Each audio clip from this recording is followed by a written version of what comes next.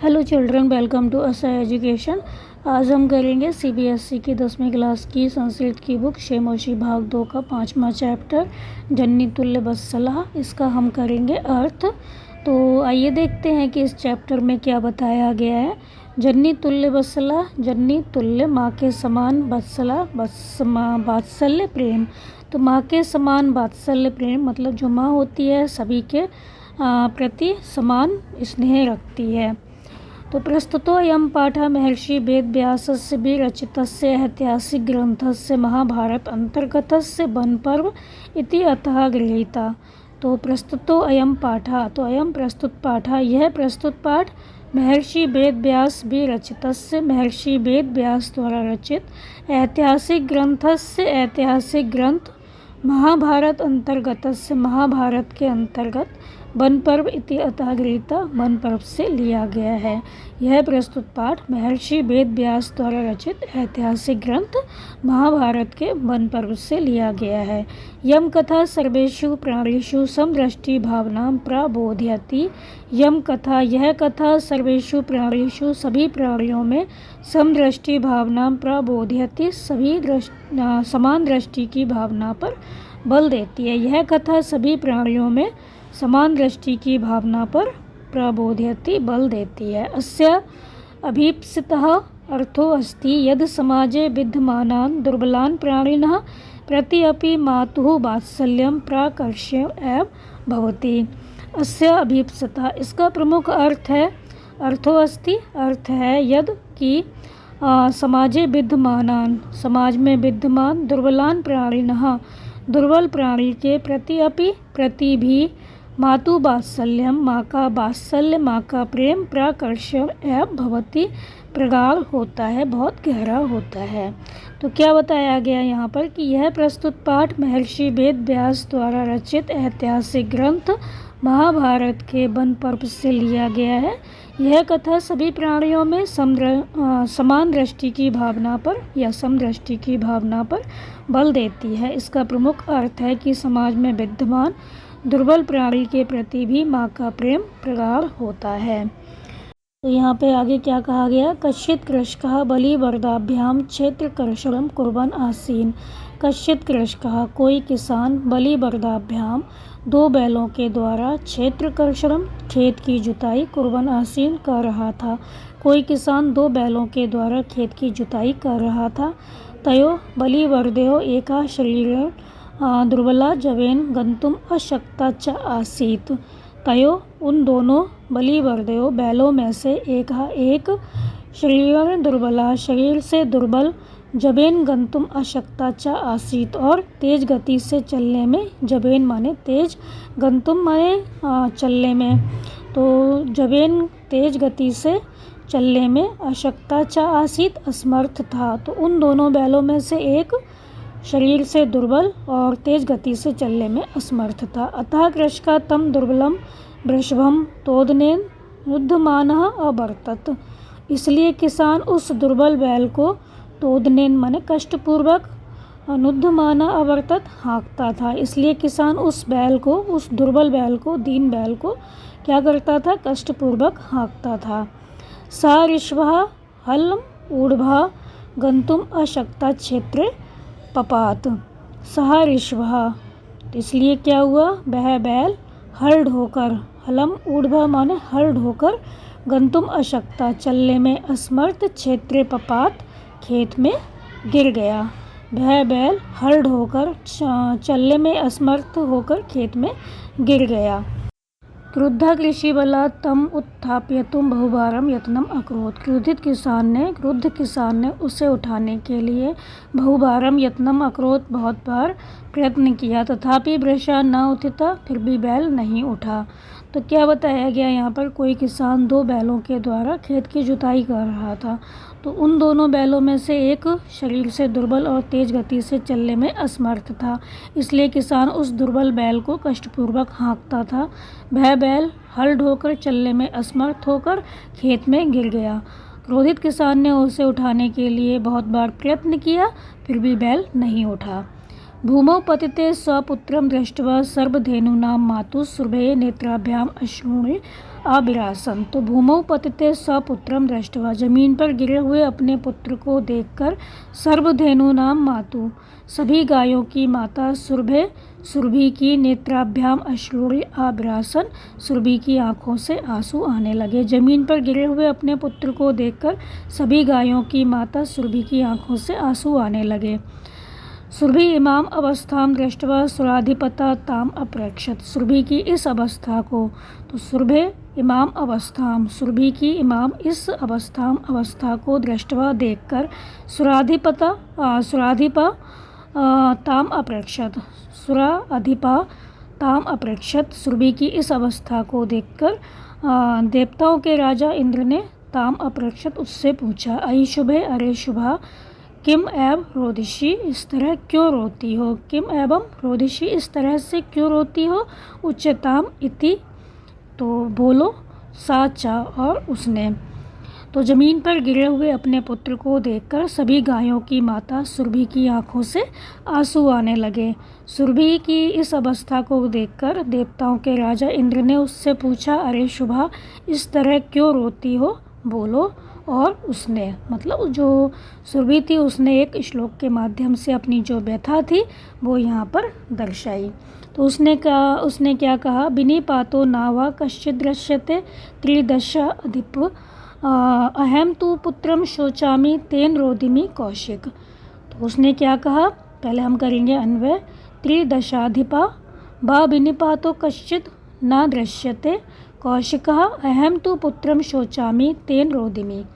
त्रिदशाधिपा, हे इंद्र, बा विनिपातो कश्चित् न दृश्यते, हमारा विनिपातो विनाश, कश्चित् न दृश्यते कोई नहीं देखता, कौशिका है कौशिक, है इंद्र, अहम तो पुत्रम शोचामि, मैं तो पुत्र के लिए शोचामि दुखी हूँ, तेन रोदिमि, इसलिए रोती हूँ, हे इंद्र, हमारा विनाश कोई नहीं देखता, हे कौशिक, हे इंद्र, मैं तो पुत्र के लिए दुखी हूँ, इसलिए उससे रोती हूँ। भो वास पुत्रस्य दैन्यम दृष्ट्वा अहम रोदिमि, हे इंद्र, पुत्रस्य दैन्यम दृष्ट्वा, पुत्र का दुख देखकर अहम रोदिमि, मैं रोती हूँ। सहा दीन इति जानन अपि कृषकः तं बहुधा पीडयति, सहा दीन, वह दुर्बल है, जानन अपि, ऐसा जानते हुए भी, कृषकः तं बहुधा पीडयति, किसान उसको बहुत पीडयति, पीड़ित करता है। सहा कृच्छ्रेण भारम उद्वहति, सहा कृच्छ्रेण माने कठिनाई से, भारम उद्वहति, भार उठाता है। इतरम इव धुरम बोढ़ुम सा न शक्नोति, इतरम इव माने दूसरे के समान, दूसरे बैल के समान, धुरम बोढ़ुम, धुरी को, बोढ़ुम सा न शक्नोति, ढोने में वह असमर्थ है। धुरी मतलब जो गाड़ी का वो भाग जो बैलों के कंधों पर रखा जाता है, तो दूसरे के समान मतलब दूसरे बैल के समान धुरी को ढोने में वह असमर्थ है। एतत् भवान पश्यति न, एतत् यह, भवान पश्यति न, आप नहीं देखते, तो वो पूछ रही है कि आप यह नहीं देखते, इति प्रति अवोचत, इस प्रकार उत्तर दिया। तो जो इंद्र हैं वो कहते हैं, भद्रे नूनम, हे देवी, निश्चय ही, सहस्राधिकेषु 1000 से अधिक, पुत्रेषु पुत्रों के रहने पर भी, तब अस्मिन् एव, तुम्हारी इसी में, एतादृशम वात्सल्यम कथम, इतना प्रेम क्यों है, तुम्हारा इसी में इतना प्रेम क्यों है। तो हे देवी, निश्चय ही 1000 से अधिक पुत्रों के रहने पर भी, पुत्रेषु सत्स अपि, पुत्रों के रहने पर भी, तब तुम्हारा अस्मिन् एव एतादृशम वात्सल्यम कथम, इसी में इतना प्रेम क्यों है। इति इंद्रिय पृष्ठा सुरभि प्रत्यवोचत, तो इंद्र के ऐसा पूछने पर सुरभि ने उत्तर दिया। तो इंद्र क्या कहते हैं, हे देवी, निश्चय ही 1000 से अधिक पुत्रों के रहने पर भी तुम्हारा इतना अधिक इसमें प्रेम क्यों है, तुम्हारा इसी में इतना अधिक प्रेम क्यों है। इंद्र के ऐसा पूछने पर सुरभि ने उत्तर दिया कि पुत्र सहस्रम में सर्वत्र समम एव में, दीनस्य तु सतः शुक्र, पुत्रस्य अत्यधिका कृपा। तो यहाँ पर हम करेंगे पहले अन्वय। शुक्र, यदि में सहस्रम पुत्रम सर्वत्र में समम एव संति, ब्रैकेट में, पुत्रस्य दीनस्तु अत्यधिका सतः कृपा, ब्रैकेट में भवति। तो शुक्र, यदि में सहस्रम पुत्रम सर्वत्र में समम एव संति, पुत्रस्य दीनस्तु अत्यधिका सतः कृपा भवति। तो क्या अर्थ होगा, शुक्र, हे इंद्र यदि मैं सहस्रम पुत्र, यदि मेरे 1000 पुत्र हैं, सर्वत्र में समम एव, तो सभी मेरे लिए समम एव समान ही है, सम एव संति समान ही है। पुत्रस्य दीनस्तु अत्यधिका सतः कृपा भवति, पुत्रस्य पुत्र के दीनस्य तु दुर्बल होने पर तू तो अत्यधिका सतः कृपा भवति अत्यधिक अनंत कृपा होती है। तो वो कहती है हे इंद्र यदि मेरे 1000 पुत्र हैं तो सभी मेरे लिए समान ही हैं, तो जो दुर्बल होता है पुत्र के दुर्बल होने पर तो अत्यधिक अनंत कृपा होती है। उसका यही कहना था कि हाँ हालांकि मेरे 1000 पुत्र हैं और सभी मेरे लिए समान है, लेकिन अगर कोई पुत्र दुर्बल है तो उस पर तो अनंत कृपा होगी, क्योंकि वो अपना काम स्वयं नहीं कर पाएगा और वो बहुत ज़्यादा दुर्बल है, तो उसके लिए तो हमारी जो कृपा है बहुत ज़्यादा होनी चाहिए, क्योंकि वो शरीर से दुर्बल है, तो उसके लिए तो और भी अधिक देखभाल की आवश्यकता है। बहून अपत्यानि में संति इति सत्यम, तो सत्य है, सत्यम सत्य है कि मैं मेरी बहून अपत्यानि संति अनेक संतानें हैं, तथा अपि अहम एतस्मिन् पुत्रे, फिर भी मैं इस पुत्र में विशेष रूप से आत्मवेदना अनुभवामि, आत्मवेदना अनुभव करती हूँ, फिर भी मैं इस पुत्र में विशेष रूप से आत्मवेदना अनुभव करती हूँ। यतो ही अयम अन्योभ्यो दुर्बलः, क्योंकि यह दूसरों से दुर्बल है। सर्वेषु अपत्येषु जननी तुल्यवत्सला एव, सभी संतानों पर जननी माता तुल्यवत्सला एव समान रूप से ही प्रेम करती है, तो सभी संतानों को माता समान रूप से समान प्रेम ही करती है। तथापि दुर्बले सुते मातु अभ्यधिका कृपा सहज एव, फिर भी दुर्बल पुत्र पर माता की अधिक कृपा सहज एव स्वाभाविक ही है।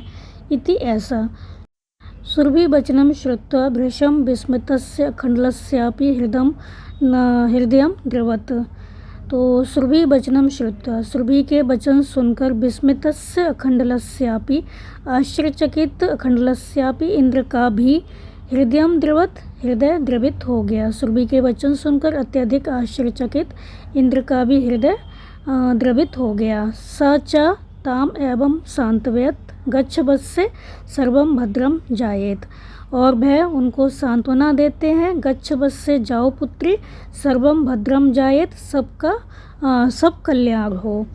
तो यहाँ पर क्या कहा गया, सत्य है कि मेरी अनेक संतानें हैं, फिर भी मैं इस पुत्र में विशेष रूप से आत्मवेदना अनुभव करती हूँ, क्योंकि यह दूसरों से दुर्बल है। सभी संतानों को माता समान प्रेम ही करती है, फिर भी दुर्बल पुत्र पर माता की अधिक कृपा स्वाभाविक ही है।